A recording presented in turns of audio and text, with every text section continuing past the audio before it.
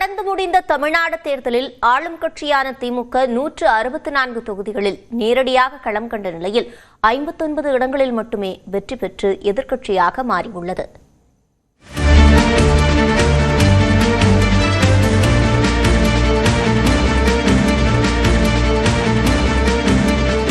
தமிழ்நாட்டில் தற்பொழுது நடைபெற்ற சட்டமன்ற தேர்தல் வாக்கு எண்ணிக்கையில் 3 முனை போட்டியை நிலவியது.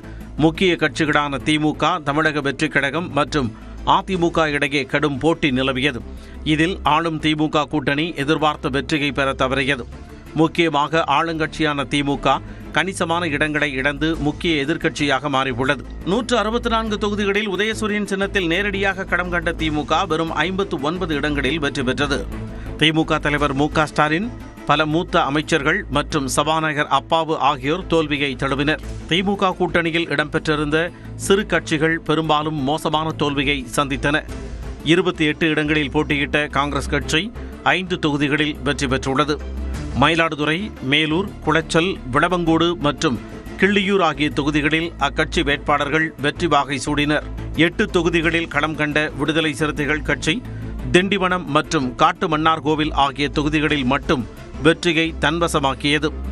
4 தொகுதிகள் பெற்ற இந்திய கம்யூனிஸ்ட் கட்சி தளி, திருத்துறைப்பூண்டி தொகுதிகளிலும், 5 தொகுதிகள் பெற்ற மார்க்சிஸ்ட் கம்யூனிஸ்ட் கட்சி கீழ்வேளூர், பத்மநாபபுரம் ஆகிய தொகுதிகளில் மட்டுமே வெற்றி பெற்றன. 4 தொகுதிகளில் உதயசூரியன் சின்னத்தில் களமிறங்கிய மதிமுக சீர்காழி தொகுதியில் மட்டும் வெற்றியை ஈட்டியது.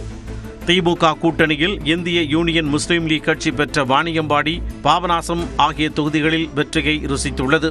10 தொகுதிகளில் களம் கண்ட தேமுதிக சார்பில் விருத்தாச்சலம் தொகுதியில் போட்டியிட்ட அக்கட்சியின் பொதுச் செயலாளர் பிரேமலதா விஜயகாந்த் மட்டுமே வெற்றி பெற்றுள்ளார். 70 தொகுதிகளில் போட்டியிட்ட கூட்டணி கட்சிகள் 14 தொகுதிகளில் மட்டுமே வெற்றியை ஈட்டி மோசமான நிலைக்கு தள்ளப்பட்டது. திமுகவின் கோட்டை என கருதப்பட்ட சென்னை மண்டலத்தில் இம்முறை துறைமுகம், சேப்பாக்கம், திருவல்லிக்கேணி ஆகிய 2 தொகுதிகளில் மட்டுமே தக்க வைத்துள்ள திமுக மற்ற 14 தொகுதிகளையும் தாவேகாவிடம் பறிகொடுத்தது. பெரும்பாலான கருத்து கணிப்புகளில் திமுகவுக்கு வெற்றி வாய்ப்பு பிரகாசமாக இருப்பதாக கணிக்கப்பட்ட நிலையில் தேர்தலில் அது பிரதிபலிக்க தவறியது. 2011ஆம் ஆண்டில் மோசமான தோல்விக்கு பிறகு 2016ஆம் ஆண்டில் எதிர்க்கட்சி அந்தஸ்தை எட்டிப்பிடித்த திமுக 2021ஆம் ஆண்டில் அரியணையில் அமர்ந்தது. இந்நிலையில் தற்பொழுது மீண்டும் பிரதான எதிர்க்கட்சி அந்தஸ்தை அடைந்துள்ளது. தமிழ்நாடு சட்டமன்ற தேர்தலில் அதிமுக கூட்டணி 53 இடங்களில் மட்டும் வெற்றி பெற்று 3வது இடத்திற்கு தள்ளப்பட்டுள்ளது. எதிர்க்கட்சி அந்தஸ்தையும் இழந்துள்ளது. தமிழ்நாடு சட்டமன்ற தேர்தலுக்கு பிந்தைய ஒரு சில கருத்து கணிப்புகளில் சொன்னபடியே அதிமுக கூட்டணி 3வது இடத்திற்கு தள்ளப்பட்டுள்ளது. அதிமுக தலைமையிலான தேசிய ஜனநாயக கூட்டணியில் பாஜக, பாமக, அமமுக, தமாக, ஐஜேகே உள்ளிட்ட கட்சிகள் இடம்பெற்ற நிலையில் இந்த கூட்டணி 53 தொகுதிகளில் மட்டும் வெற்றி பெற்றுள்ளது. கடந்த சட்டமன்ற தேர்தலில் அதிமுக தலைமையிலான கூட்டணி 75 இடங்களில் வென்றது. தற்பொழுது அதைவிட 22 தொகுதிகள் குறைந்துள்ளன. குறிப்பாக இந்த தேர்தலில் 166 தொகுதிகளில் போட்டியிட்ட அதிமுக 47 இடங்களில் மட்டுமே வெற்றி பெற்றது. கடந்த தேர்தலில் 66 இடங்களில் வென்ற அதிமுக இந்த முறை அதைவிட குறைவான இடங்களிலேயே வெற்றி பெற்றதுடன் எதிர்க்கட்சி அந்தஸ்தையும் இழந்தது. அதிமுக கூட்டணியில் 18 இடங்களில் போட்டியிட்ட பாமக 4 இடங்களில் வெற்றி பெற்றுள்ளது. 2021ஆம் ஆண்டு சட்டமன்ற தேர்தலில் பாமக 23 தொகுதிகளில் போட்டியிட்டு 5 இடங்களில் மட்டுமே வெற்றி பெற்றது. தற்பொழுது சட்டமன்றத்தில் ஒரு இடத்தை இழக்கிறது. இதேபோன்று அதிமுக கூட்டணியில் 27 தொகுதிகளில் போட்டியிட்ட பாஜகவும் 11 தொகுதிகளில் போட்டியிட்ட அமமுகவும் தலா ஒரு தொகுதியில் மட்டுமே வெற்றி பெற்றன. அதன்படி நீலகிரி மாவட்டம் உதகையில் போட்டியிட்ட பாஜக வேட்பாளர் போஜராஜன் 48,488 வாக்குகள் பெற்று 976 வாக்குகள் வித்தியாசத்தில் வாகை சூடினார். 2021ஆம் ஆண்டு தேர்தலில் அதிமுக கூட்டணியில் இடம்பெற்று 4 தொகுதிகள் வரை வென்ற பாஜக இம்முறை ஒரு தொகுதியில் மட்டுமே வெற்றி பெற்றுள்ளது. அதேபோல மன்னார்குடி தொகுதியில் அமமுக சார்பில் குக்கர் சின்னத்தில் போட்டியிட்ட காமராஜ் 68,416 வாக்குகள் பெற்று வெற்றி பெற்றார். அவரை எதிர்த்து போட்டியிட்ட திமுக வேட்பாளர் டிஆர்பி ராஜா 66,850 வாக்குகள் பெற்று 1,566 வாக்குகள் வித்தியாசத்தில் தோல்வியை தழுவினார். பாஜக சார்பில் களம் கண்ட அக்கட்சியின் மாநில தலைவர் நயினார் நாகேந்திரன், மத்திய இணையமைச்சர் எல் முருகன், தமிழிசை சவுந்தரராஜன், வானதி சீனிவாசன் என முக்கிய தலைவர்கள் பலரும் தோல்வியடைந்தனர். முக்கியமாக அக்கட்சி கடந்த முறை வென்ற நாகர்கோவில், மொடக்குறிச்சி தொகுதிகளில் இம்முறை தோல்வியை சந்தித்துள்ளது. அதிமுக கூட்டணியில் தமிழ் மாநில காங்கிரஸ் கட்சி 5 தொகுதிகளில் தாமரை சின்னத்தில் களம் கண்டு அனைத்திலும் தோல்வியடைந்தது.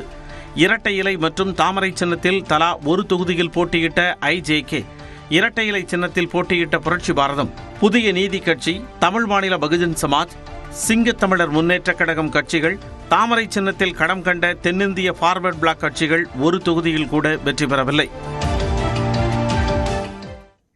தமிழக சட்டப்பேரவை தேர்தலில் தவிக தனிப்பெருங்கட்சியாக உருவான போதிலும் பெரும்பான்மை கிடைக்காததால் தொங்கு சட்டப்பேரவை ஏற்படும் நிலை உருவாகியுள்ளது.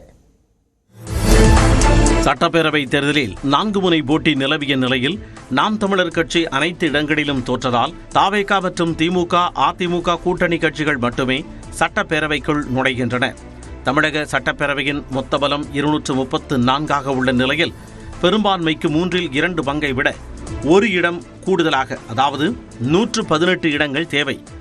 ஆனால் எந்த கட்சிக்கும் தனி பெரும்பான்மை கிடைக்கவில்லை.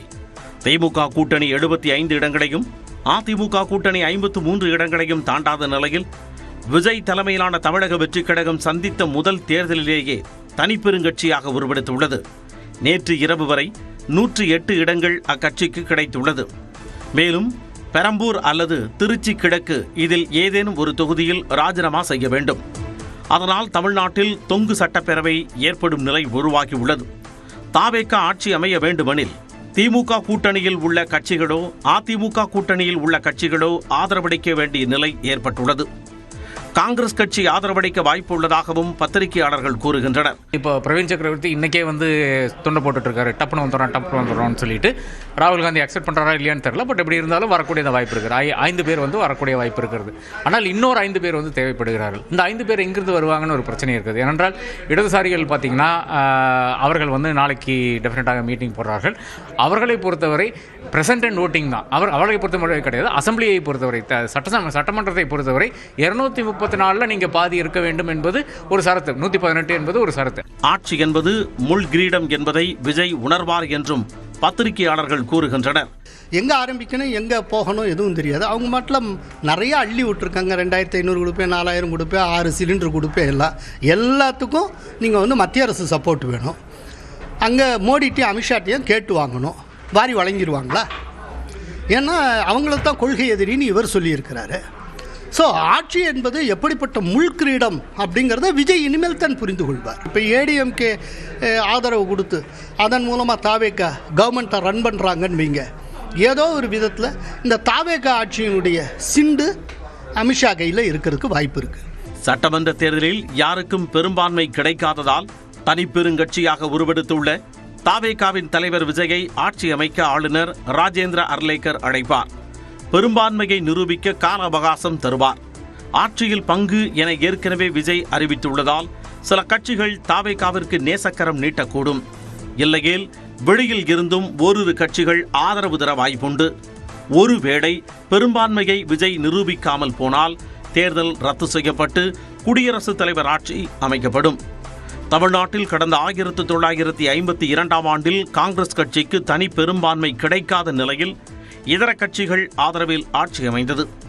அதன் பிறகு கடந்த 1996ஆம் ஆண்டில் திமுக 96 இடங்களில் மட்டுமே வென்ற பொழுது கூட்டணி கட்சிகளான காங்கிரஸ் மற்றும் பாமக இடதுசாரிகள் உதவியுடன் ஆட்சி அமைத்தது. தவிக எக்கட்சியுடனும் கூட்டணி அமைக்காத நிலையில் பரபரப்பான சூழலை தமிழக அரசியல் களம் எதிர்கொண்டுள்ளது. அடுத்து வரும் சில நாட்கள் முக்கிய திருப்பங்களுக்கு பஞ்சம் இருக்காது.